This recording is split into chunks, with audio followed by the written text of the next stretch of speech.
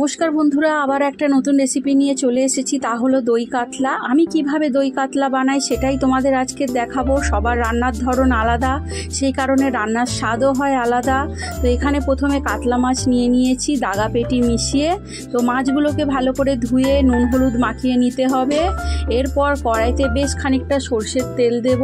তেলটা যখন খুব ভালো করে গরম হয়ে যাবে, এরপর একে একে মাছগুলোকে ছেড়ে দেব।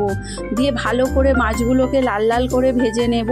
তো দেখো এখানে আমি তেলে মাছগুলো দিয়ে দিয়েছি। এবার এপিট ওপিট করে ভালো করে লাল লাল করে ভেজে নেব। মাছ যখন আমার সব ভাজা হয়ে যাবে, মাছগুলোকে আমি একটা পাত্রে তুলে নেব। তো এখানে মাছগুলো আমার ভাজা হয়ে গেছে। এরপর আমি মাছগুলো একটা পাত্রে তুলে নিয়েছি। এরকমভাবে যে কটা মাছ আছে আমি ভেজে নেব।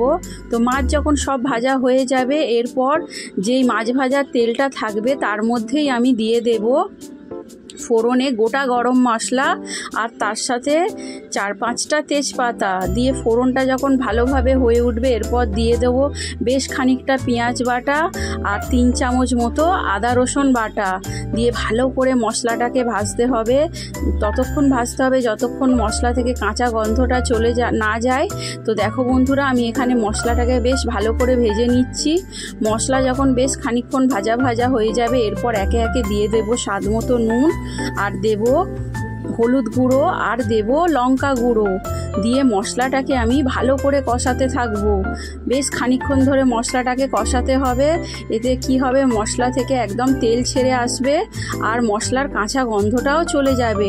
তো মশলাটা একটু সময় ধরেই কষাতে হবে। আর দেখো এখানে মশলা থেকে একদম তেল ছেড়ে এসছে, মশলাটা একদম কষানো হয়ে গেছে।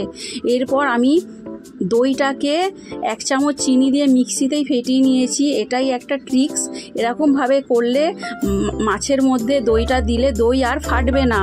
তো সেই কারণেই আমি দইটাকে মিক্সিতে ফাটিয়ে নিয়েছি। এরপর আমি ভাজা মাছগুলো দিয়ে দেব গ্রেভির মধ্যে, দিয়ে ওই মিক্সির বাটিতে একটু জল দিয়ে ধুয়ে দিয়ে দেব গ্রেভির জন্য। তো অপেক্ষা করব গ্রেভিটা ফোটা অবধি। তো দেখো এখানে ভালোভাবে গ্রেভিটা ফুটে উঠেছে। এরপরে স্বাদ অনুসারে দিয়ে দেব 1 চা চামচ মতো ঘি দিয়ে কিছুক্ষণ স্ট্যান্ডিং টাইম দিলেই দই কাতলা রেডি হয়ে যাবে। তো বন্ধুরা, তোমাদের রেসিপিটা কেমন লাগলো অবশ্যই কমেন্ট করে জানাবে। ভালো লাগলে লাইক কমেন্ট শেয়ার করতে ভুলবে না।